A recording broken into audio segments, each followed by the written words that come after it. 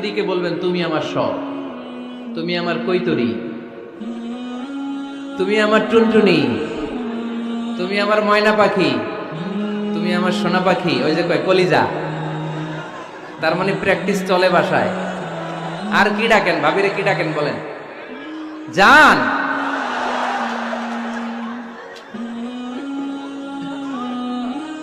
জান ডাকেন।